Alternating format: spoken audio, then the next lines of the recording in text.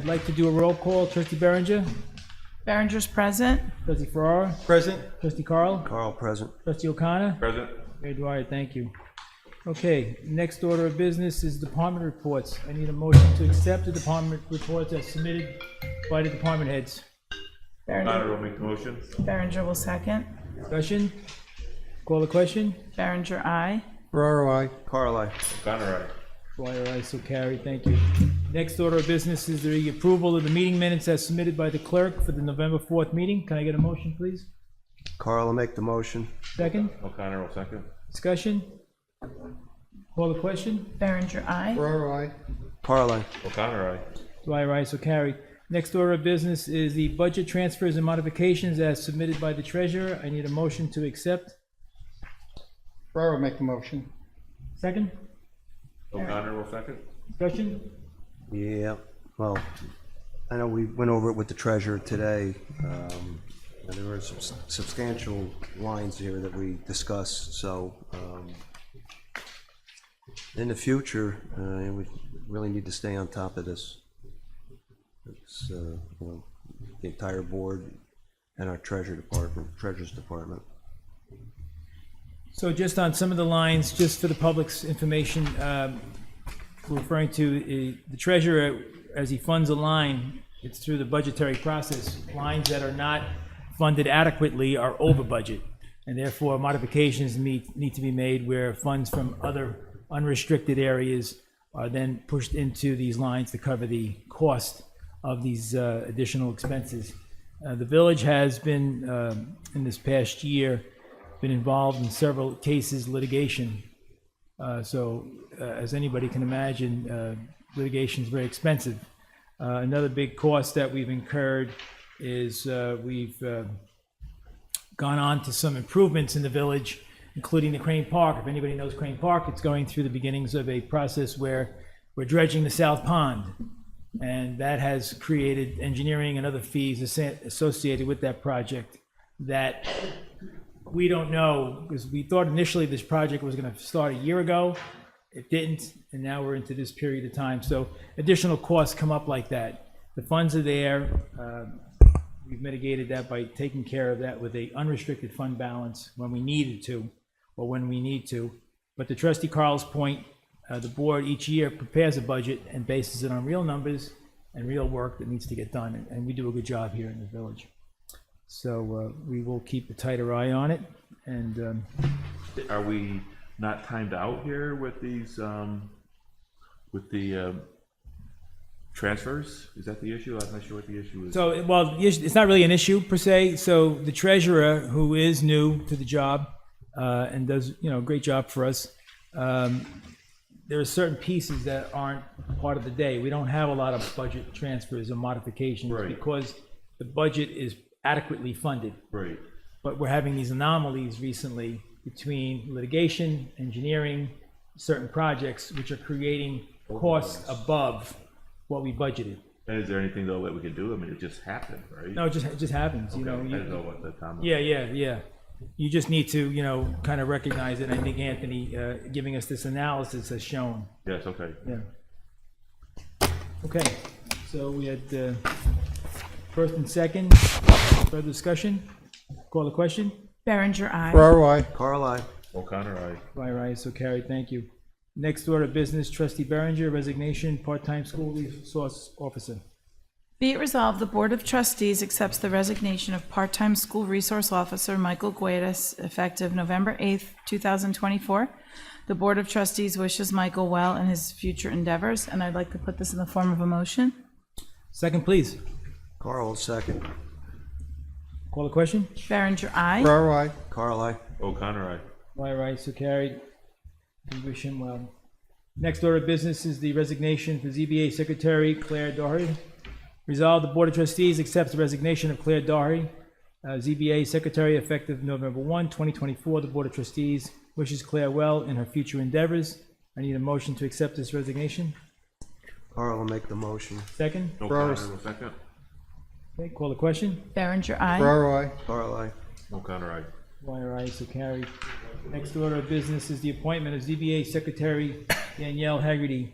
Resolved, the Board of Trustees accepts the recommendation of Mayor Dwyer and ZBA Chairman Paul Baum and appoints Danielle Haggerty to the part-time position of part-time secretary to the Zoning Board of Appeals effective November 20, 2024, at a salary of $500 per month. I need a motion to accept that. Ferraro will make the motion. Second? Berenger will second. Discussion? Call the question? Berenger, aye. Ferraro, I. Carl, I. O'Connor, aye. Dwyer, aye, so carried, thank you. Next order of business, the completion of probation for senior typist in the PD, Lindsay Kelm. Trustee Berenger. Be it resolved, the following Police Department senior typist, Lindsay Kelm, hereby completes her probationary period. Lindsay Kelm, senior typist, effective November 8th, 2024. The necessary MSD-426B will be submitted to Orange County Department of Human Resources, and I'd like to put this in the form of a motion. Second, please. Carl will second. Discussion? Call the question? Berenger, aye. Ferraro, I. Carl, I. O'Connor, aye. Dwyer, aye, so carried. And just for the public's knowledge, Lindsay had very big shoes to fill. Our prior secretary was here, I think, 37 years, I believe, right? And Diane's replacement was going to be tough. So Lindsay has fit right in. She hit the ground running, and she's doing a great job, so we appreciate Lindsay. Next order of business is the Orange County DWI Traffic Safety Program. Trustee Berenger. Be it resolved, the Board of Trustees approves an agreement with the County of Orange that authorizes the Village of Monroe Police Department to participate in the Stop DWI Traffic Safety Program for an enforcement period of November 11th, 2024 through January 1st, 2025, which includes the Is it a different day? Sorry. Okay, so the period of November 11th, 2024 through January 2025, okay, which includes the Thanksgiving, Christmas, and New Year holiday. Weekend in an amount not to exceed $5,219, and I'd like to put that in the form of a motion. Second, please. Carl will second. Discussion? Call the question? Berenger, aye. Ferraro, I. Carl, I. O'Connor, aye. Dwyer, aye, so carried, thank you. Next order of business is the events application for the Winter Festival of 2024. Resolve the Board of Trustees approve the event application submitted by Mayor Dwyer to hold the 2024 Winter Festival, an outdoor community gathering with music, activities, sleigh rides, Santa and Mrs. Claus. The event will be held on Saturday, December 14, 2024, from 3 p.m. to 6 p.m. on Lake Street between the ponds. Approval and sign-off has been done by the DPW, Building Department, and the Police Department. The village's insurance carrier, Marshall and Sterling, will be notified. I need a motion to accept this. Berenger will make the motion. Second. Carl will second. Discussion? Call the question? Berenger, aye. Ferraro, I. Carl, I. O'Connor, aye. Dwyer, aye, so carried, thank you. Next order of business, the Hanukkah menorah display in Crane Park. Resolved, the Board of Trustees approves the request of Chabad of Orange County to provide a Hanukkah menorah display in Crane Park for Hanukkah for December 25th to January 1st. Setup will be coordinated with the DPW. This approval is contingent upon proof of insurance certificate. I need a motion to accept this event application. Carl will make the motion. O'Connor will second. Discussion? Call the question? Berenger, aye. Ferraro, I. Carl, I. O'Connor, aye. Dwyer, aye, so carried, thank you. They're also, you see, that they're inviting us to their festivities on December 29th, Yes. 4 p.m. Good time. Yeah, you want to just read that quick? Yeah, in addition, we'd like to invite the mayor and board to join us on Sunday, December 29th, 4 p.m. for the community menorah lighting, fire truck candy drop, and celebration. This event will be held on our property at the Chabad House, 94 Gilbert Street. Thank you. Okay, next order of business is the introductory local law 2024 amending chapter 155A. Village of Monroe resolution introducing local law 2024 amendment to chapter 155A property maintenance law. Be it resolved that an introductory local law entitled Amendment to Chapter 155A Property Maintenance Law is hereby introduced by Mayor Dwyer before the Board of Trustees of the Village of Monroe, County of Orange, State of New York. And be it further resolved that a copy of the aforesaid proposed local law be laid upon the desk of each member of the Board of Trustees. And be it further resolved that the Board of Trustees shall hold a public hearing on said proposed local law at the Village Hall, 7 Stage Road, Monroe, New York, at 7 p.m. on December 3rd, 2024. And be it further resolved that the village clerk shall publish or cause to be published a public notice in the official newspaper of the Village of Monroe no later than 5 days prior thereto. I need a motion to introduce this local law and set this public hearing. Ferraro make the motion. Second, Carl will second. discussion? Yeah, just, I did pick up on something here, and I'd like the board to consider it. Right now, the height of the grass is 10 inches. I'd like to see us drop that to 8 inches. Because by the time, especially during the summer months, you know, it's 10 inches of grass, and by the time they get violated and we go through the, you know, the process, the grass continues to grow, and next thing you know, it's a foot tall.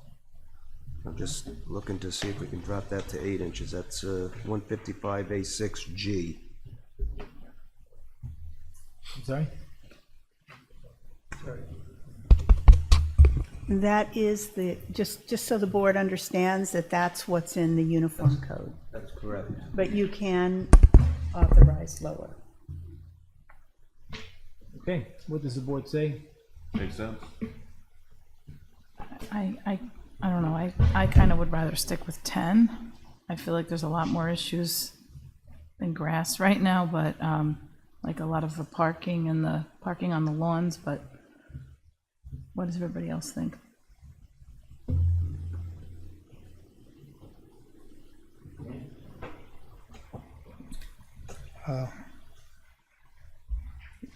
I don't know.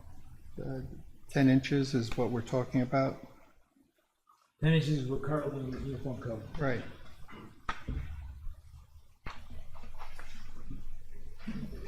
Everybody sometimes forgets to do that grass, and when they're away for the week, all of a sudden they come back and it's going, I don't know how much the shorter we could put it. 10 inches of grass takes more than a week to grow. Yeah. I don't know. That's like three to 4 weeks worth of growth.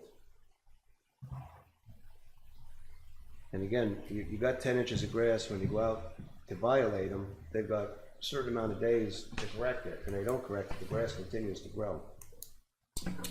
Okay, well, right now, just, counsel, if I could, let me from my. Sure. All right, so first off, what we're establishing is the public hearing. And a review. So there will be a public hearing, the public will be heard on this matter, and the board can also weigh in on it during that time. I don't think that's a substantive change. Should it be introduced, or should it be? No, I think you can certainly make that minor modification after the public hearing. You might also want to hear from your code enforcement officer. And there are other provisions in here that that should affect that. My only concern is, you know, now you're just the number of violations is just gonna be even greater. There is a provision here that if you get 3 violations in 12 months, you automatically go to court. So I think with the and the building code enforcement officer, actually Ron, asked me specifically, Rob and I, to include that sort of 3 strikes and you go to court, because of people who are using, especially the grass cutting, as just a way to get notified when they need to cut the grass. Or they're just, you know, it's an absentee landlord. They are either waiting to hear from the village with the violation and then cutting their grass, or they are just letting the village cut the grass and then just paying the fine. And what's, you know, what the cost of cutting the grass, it's easier than actually going out and having a lawn service cut your grass. So Rob and Ron suggested adding the 3 strikes and you go to court with a big heavy fine to prevent that from happening. So whether it's 8 inches or 10 inches, the people who are violating it are going to violate it, whether it's 8 inches or 10 inches. In my opinion, there are just repeat offenders, and you'll see language in here that addresses the repeat offender. Okay. So you might want to reach out to Ron and say, if we lowered it to 8, what's that going to do? Does he think that that's a good idea? Since they're the ones who are enforcing it. And I can send him an email right now and ask him to consider making that, what would making that change mean? All right, so for the purposes of scheduling the public hearing, Yeah, right. this motion can be, we can pass this motion. Yeah, yes, Okay, yes. okay, so we had a first and second. Any further discussion? Call the question? Berenger, aye. Ferraro, I. Carly. O'Connor, aye. Dwyer, aye, so carried, thank you. Okay. Did we set the date? We did December 3rd, 2024. Board meeting, 7 PM? 7 p.m. Yep. Before we continue, the agenda is complete. And before I go into my mayor's report, whatever items the board may have, I just wanted to acknowledge something I missed when we first started was a member of our community had passed away, a lifelong member of Monroe, and a gentleman who served this community as a volunteer firefighter for well over 50 years and served in many capacities. So- 67 years. 67 years. So I knew Clarence Board very well, and I knew his family and David and his two sisters, and it's a loss to this community. So I just wanted to take a moment out of respect for Clarence and his family.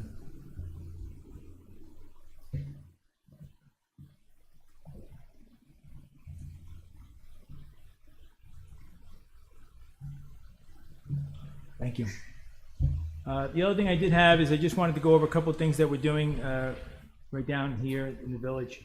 So the dredging continues. Anyone that's unaware, I have a video coming out describing exactly what's being done in the ponds. And that the South Pond is probably about a third finished right now. And that's ongoing and will continue for a time. It's a slow process, but it's a steady process. So I'm pretty encouraged by what I saw and have seen out there. It's a pretty cool technology. The other thing is I've also got a video coming out on our kiosks that currently we have 10 and there are 2 more in the queue to be ordered and delivered.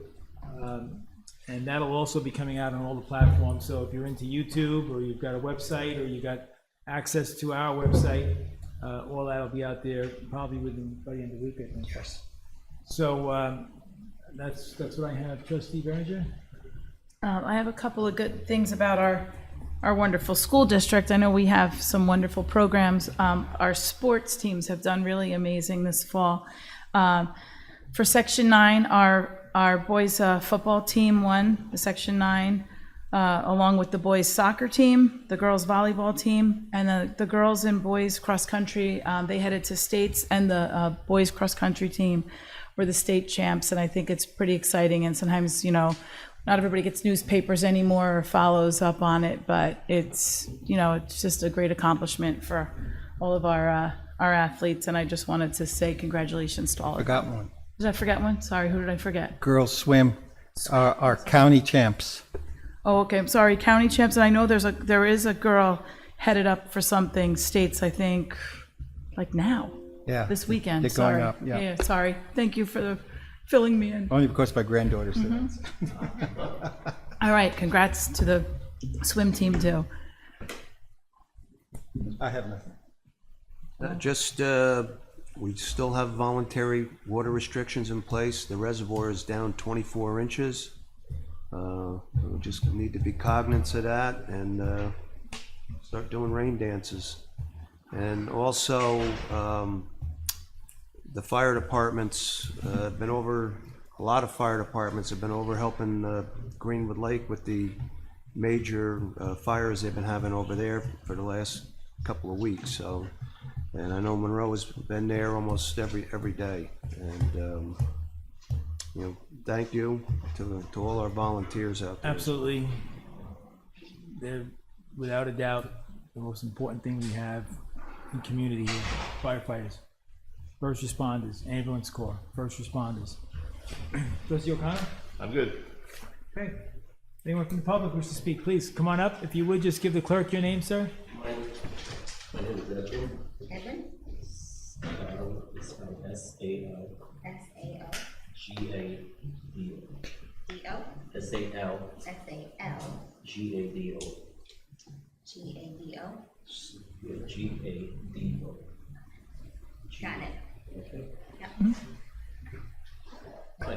Hi, Hi, how are I you? live on Spring Street, right across where, the first house in the corner, right across where Monroe Automotive is, okay? Now, I'm sorry, I live on Prospect. Okay, so it's perpendicular, right where the car repair place Sure. is located. What happens, this car replace center where they have their cars repaired, they don't have enough room in their parking lot. So what they're doing, they're parking all their vehicles right across Prospect Street. I called the town tells me to call the police department. Police tell me they can't do anything because there's no ordinance against parking in that area. So then I called the town back and they told me I have to come to this meeting.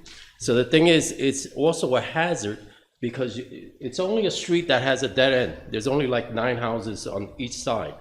And what happens, you have some parents that come down, they're waiting for their kids, and then you have their cars parked.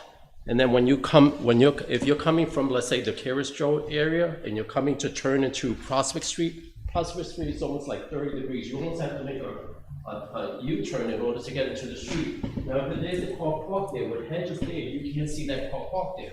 So you have to go into the oncoming traffic that's coming down your street. You can hit a car there, or you can hit this car here. So we talk with them to tell them to stop parking their cars there. They say, no, we're gonna keep on doing it because they have a right to do it. So it's a hazard. And not only that, but they're also pulling into my driveway every time they have to make a U-turn. And it's a nuisance. You see all these cars. I have photos right here that I just took today. Right. You know, I have photos and they've been parking there like crazy and they're parking practically all the way up the street. They're blocking the driveway. I have my uncle here who's 90 years old, believe it or not. God bless.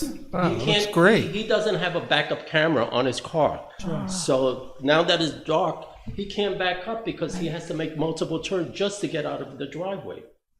So a couple of questions, and I do agree with you, by the way, and I have called on, they have a truck, it's one of their vendors, parks across the street on the corner, and by doing so, cars coming down Prospect have to go around it, and when they come around, cars can't go up. Exactly. There's no traffic, there's no clearance. So it's chaos there, and somebody's gonna get hit, or there's gonna be an accident or something like that. The police department's saying that you can put no parking signs there, then the police can come and give them tickets. Okay. But in the meantime, it's a free-for-all for them. It's just a hazard.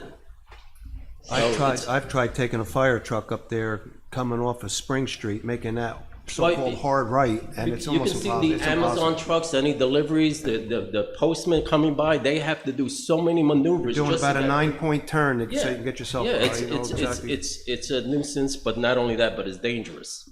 Now, your neighbors on Prospect, which I know a few, but does anybody park on the street themselves? Not that I know of, not that I know of, because Because this would affect them.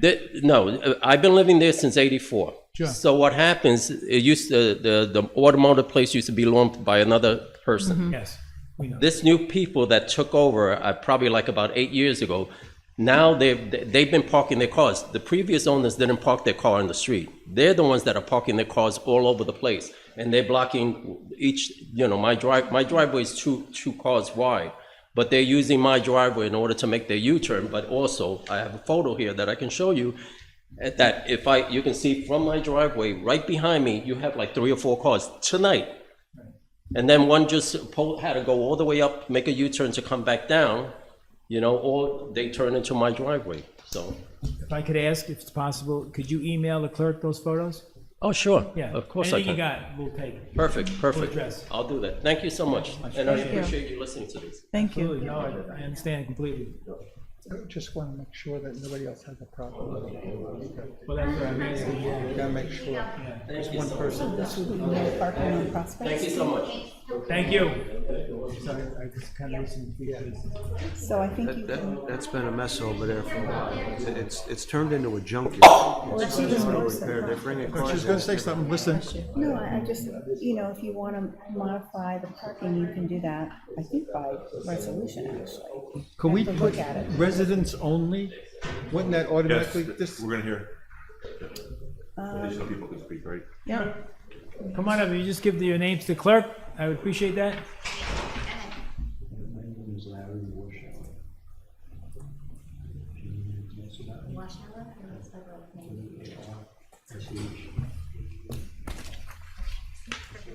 But it's time to have oil cleanup, that's at the Spritz. Anybody ever tell you, Larry, you look like Phil Rizzuto?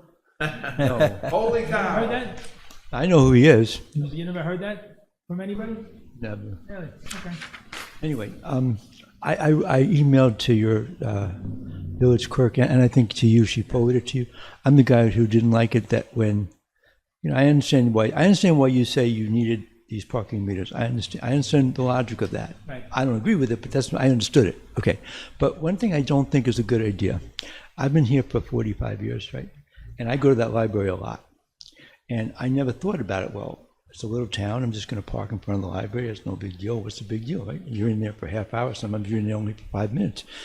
But no big deal, right? You can go in the day. You can do it at night. It doesn't make a difference. But now it makes a difference. If you go at night, it doesn't make a difference because the parking meters aren't in effect. I agree. But during the day, it makes a difference. So if I was here on a Thursday afternoon, I just want to browse in the library, there's no free parking. So, and I wrote to you, so I'm not going to reiterate it, but to me, it's simple. Two choices. Just make like a couple of two signs. This with arrows. Free parking spaces for the library, or you can take where the grass is, and I'm the only one that uses that grass, and I know this. I take those chairs, right? I'm serious. I take those, very valuable to me, that place, because I go there a lot. At night, I go there and I what they call ground.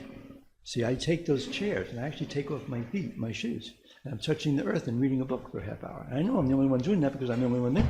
Okay, but the point is, so I like that grassy area. But at the same time, if you can't do what I said, but put the two, the spaces for the free parking, then just take one or just two sections of that grassy area and make that the public parking. Because you can't have a free library and then expect people to pay money to return a book.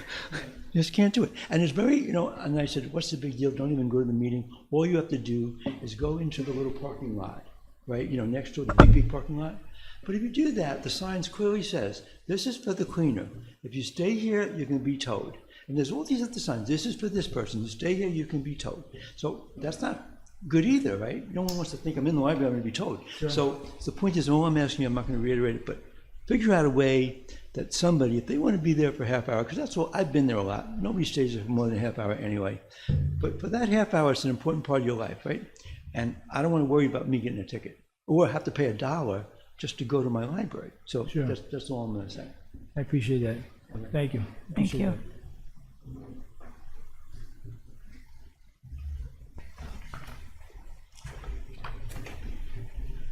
Hey. Hi.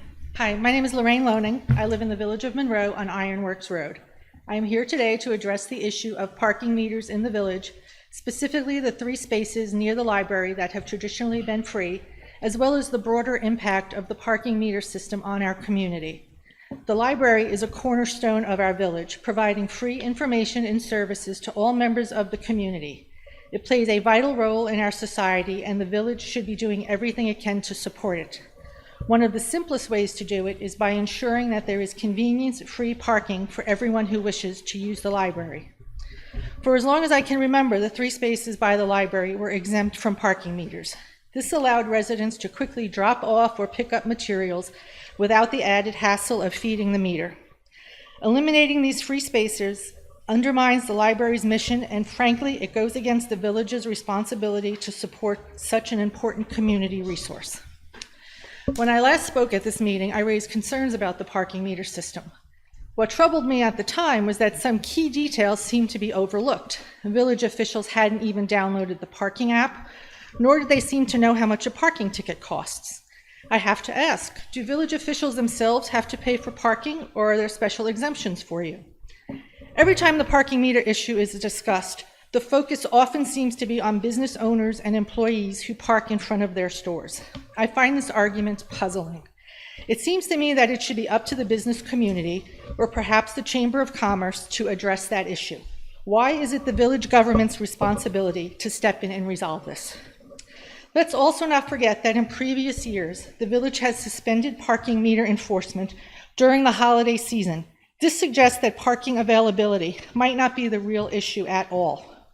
So I think it's worth asking, what is driving these changes?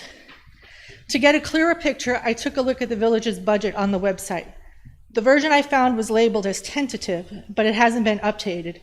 If this is indeed the final budget, or even if it's not, I strongly urge the village to update the website with the most current information. In the budget on the website, under line item A1740, on-street parking meter fees, the proposed budget for fiscal year 2025 is $15,000. This is a 200% increase from the $5,000 budgeted for 2024. To put that into perspective, actual revenues taken from that document were in 2022 were just under $4,000, and in 2023 they were around $2,300. To me, this looks less like a genuine concern about parking availability and more like a revenue grab. If the village is truly concerned about parking for its residents, then let's focus on ensuring there are enough spaces for us, not using parking meters as a way to increase revenue. Thank you. Thank you, Lorraine. So, Mr. Warshauer, if I could address you first, if I please, sir. So, I agree with you, and I would love to meet you down at the library because you are there quite a bit. I would come down and meet you there. I'm in a project right now on Smithfield, where I'm in the process. The board, the village, is in the process of renovating 47 free spaces on Smithfield. Those spaces will be dedicated to public use, the good of the community. Additionally, there'll be lighting. Additionally, there was an effort started by this board several years ago to bring sound into the downtown. That will continue down that street. So these are all efforts, including ADA compliant spaces, which will be 2 at the top of the street at Stage and Smithfield, and 2 at the bottom. We've also committed 2 handicap spots in front of the library. The 3 spaces that we're talking about here, yes, traditionally were not. However, what we're finding, and I say we, because we get this feedback from the community, was in a very short period of time, there was a restaurant, very short window. And one of the complaints they made was that there was no parking on the street. Now, I go through that street a lot. I'm here every day, in and out, the board is, and so forth. And what we do is we analyze and see things. So, and I'll give you an example. I personally have had 6 business owners who I've had conversations with about the parking in front of their establishments. 6. And cumulatively, it's about 15 spots that are impacted by the amount of parking that's done there without release, without giving somebody else a chance to park there. We're challenged here, there's no doubt about it. The renovation at Smithfield is going to be enormous. It's going to be very impactful to the residents because now it's complete sidewalk, curb, safe environment, lights, well lit. Now you can walk around the entire downtown community and enjoy whatever we have here and still have parking there. And we're doing the same thing on the other side of the village in the commuter lots where we're trying to entertain safe passage and well lit and friendly space from the 2 lots that we have, bringing them into the downtown for the same purposes, to bring commerce and community and so forth. Insofar as the budget amount this year, believe me when I say to you, it is so not a money grab, and I'll tell you why. The $15K that we budgeted is really in anticipation of what we had prior to the 2020 year, where we would average that number. That number comes from somewhere. We don't just make it up but the meter maids, the police department and so forth, they would collect these monies and they would go to the treasury, and we used to track that. So it would be between 15 and 20K. The reason you see such a decline is that these meters were removed. The downtown has gone through an enormous renovation, if you will. So when the meters were removed, or sections are removed, so went the revenue from them. The goal, no matter what anybody says, is clearly just to keep people moving. And, you know, I've had people say to me, listen, I can't park on the street, I'm not stopping. And that's unfortunate because we are so challenged. So we have to find ways. This parking lot back here, this building over here, when I was a young guy here, this building on the side over here was never occupied. It was an attorney there who I was very friendly with, and an accountant. I don't know where they practiced either of those disciplines, but there were never cars there. It's changed dramatically, and the spaces are becoming more of a premium. And we have to find ways, to Lorraine's point, to find ways to measure up to that. The parking kiosks, and I've been walking around, I see somebody at the kiosk, I just assume that maybe they're not familiar, so I step up and I introduce myself and I say, hey, how's it going? Can I help you in any way? And sometimes it's needed, and some people sometimes just finish their transaction. There's multiple, obviously Lorraine mentioned, there's the coin, the credit, the debit, and there's the app. If I go to the library, let's say it's a Thursday afternoon, Sure. and I just want to drop off a book, actually, but you can't put it in the book dock because it's locked, because the library's open. Sure. So now, I park my car, let's say, across the street from the library. Now, technically, I'm supposed to put something in the meter, right? Right. But now, let's think that I don't do it. Yeah. And I just go into the library and I return a book. And then I also go to, this actually would really happen. I would go into the section where the DVDs are, and I take out my nightly DVD. That just doesn't feel actually good with it. Sure, sure. Okay, so that, the whole thing is gonna be 5 minutes? Sure. Okay, then I come back.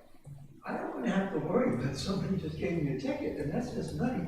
Can't you find 1 or 2 spaces to just say this is for the library parking? Understood. So, and that's what I was trying to explain, and maybe I didn't finish my thought. So, if I just put this, Mill Pond, Smithfield. Smithfield has had A lot of space. 47 spaces. All right, And you can park whether it's ADA required or free pay, it's all free. so that's where I'll be able to go. Absolutely. Okay, that's good. Yeah. Now, and I want to finish my other thought. So with the dry cleaner and the Colombian restaurant, that was very short-lived. One of the comments was, listen, I get you need the ADA because we have 2 spots there. You know, we've been very aggressive in trying to get the ADA on this side of the village. Well, we put those 2 in, and now people say, well, where are my guests going to park? Well, they're going to go around the corner, but that's always full. And they're not wrong necessarily. That is a huge parking lot back here. We find it challenging. Half the time I'm parking in a metered spot somewhere and flipping my coins in there, and then I got to move after 2 hours. You know, I've gone through credit card, debit card, coin. I haven't done the app because I'm not that sophisticated, but it happens.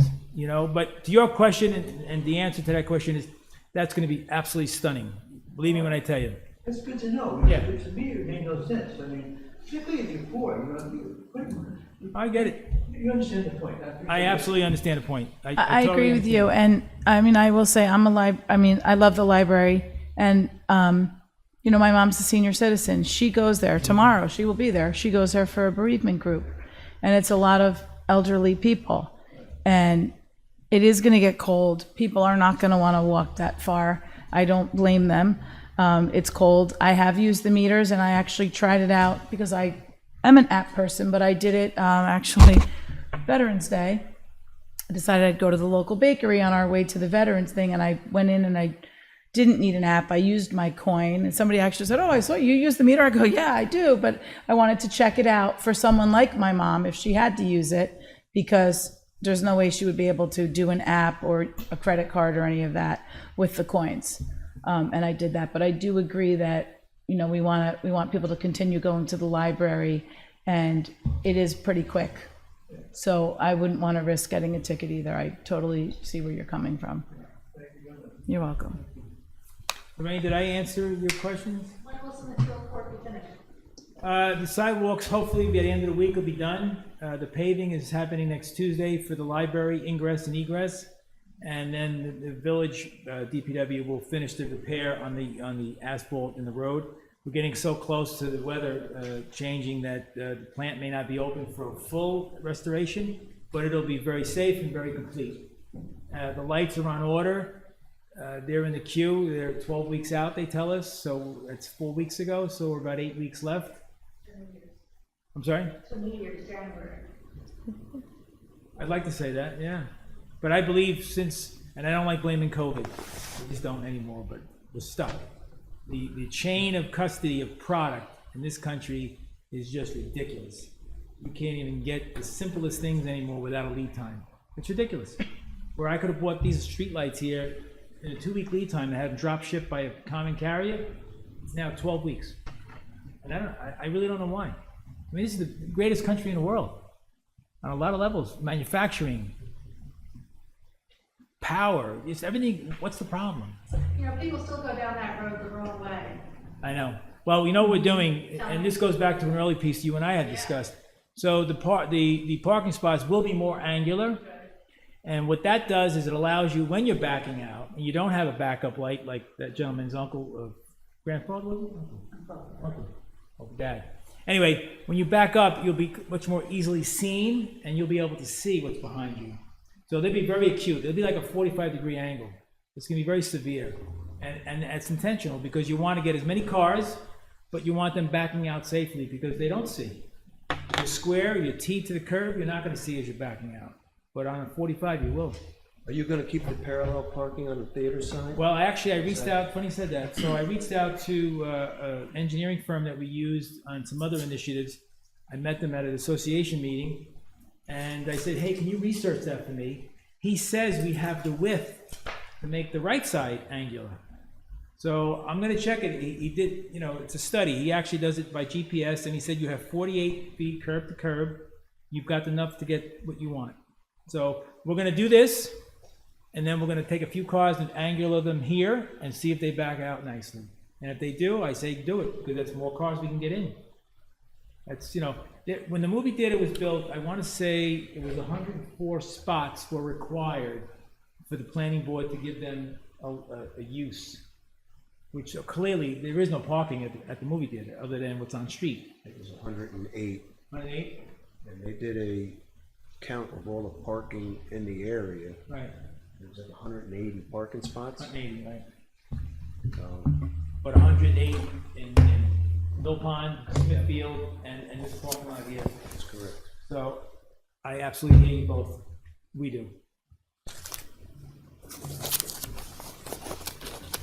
Okay, if that's it, anything else? No? Okay. I need a motion to go into attorney-client for personnel. Berenger will make the motion. Carl will second. Call the question? Berenger, aye. Ferraro, I. Carl, aye. Why, so carried. Thank you both for coming. I appreciate it very much. Thank you, good night. Good night.